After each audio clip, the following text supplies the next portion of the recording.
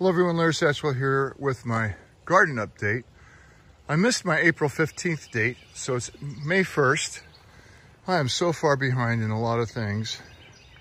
And actually on April 15th, I didn't have much in the garden. We had a terrible 2-night frost on the 19th and the 20th of April this year. Very, very late for us.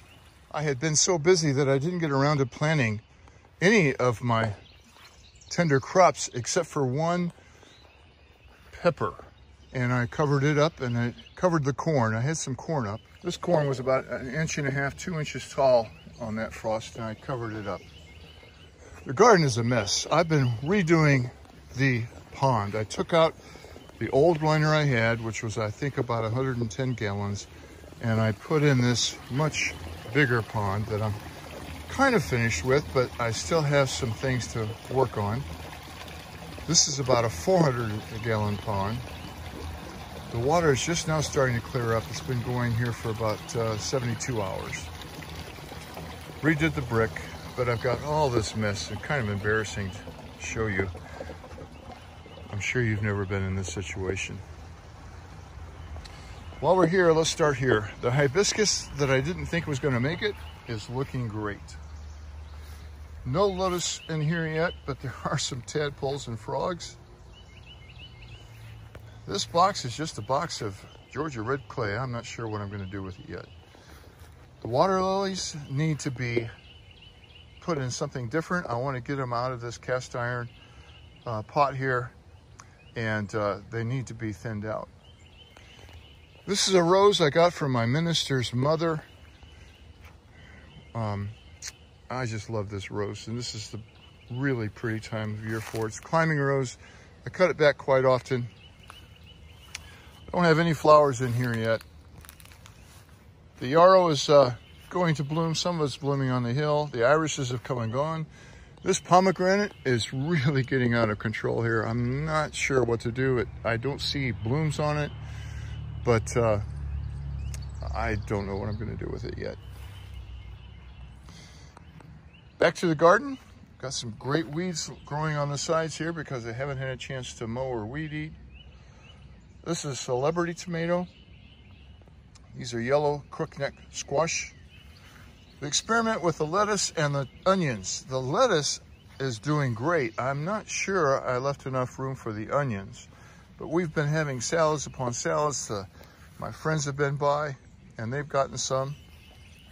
Look at that, a lonely pea. Didn't know that pea was over here.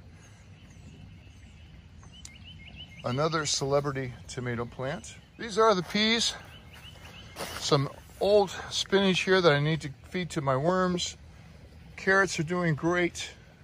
We haven't harvested these peas yet, although there's enough in here to have a couple of meals on. I just recently, as in this week, planted this crop. I've got carrots and radishes.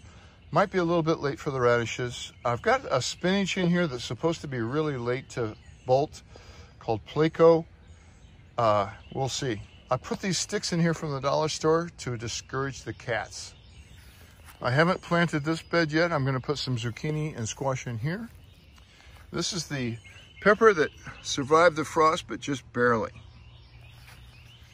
Here's some plants I haven't planted yet. We've got some sage, perennial sage, and a lot of cypress vine. I'm going to put those on the gazebo. The horses think it's time to eat, and it probably is, but I want to show you my garden first.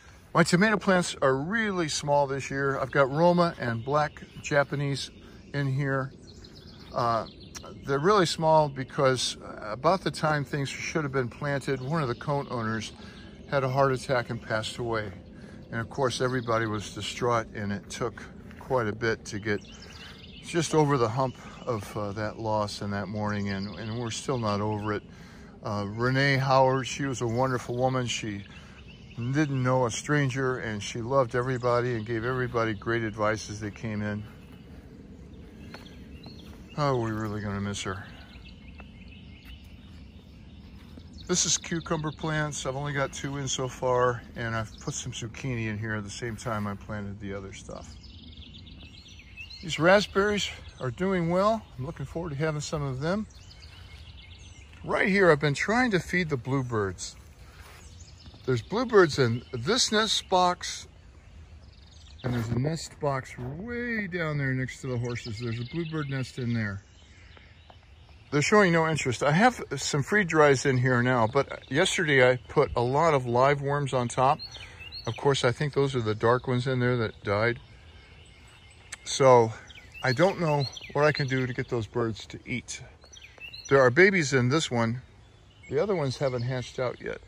These are the newest strawberry plants. Some of them looking really good. The one right next to it, not so much. They did survive the frost. These strawberries, look at the size of those. They're doing great.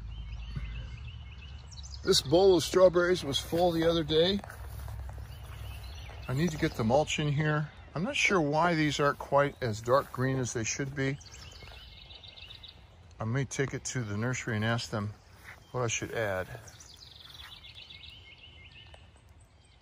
I haven't planted any annuals on the hill here.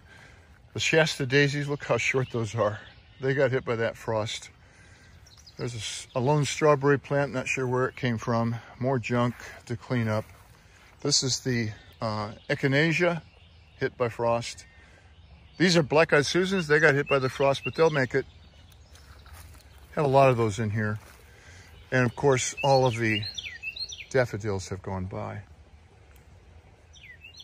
Here's some of the yarrow that's already blooming, and maple tree's looking really great right now. The frogs love this pond. And that's where I'm going to leave you today with my new pond. There's only 4 fish in there. But I'm also going to leave you today with my mother-in-law's strawberry shortbread recipe.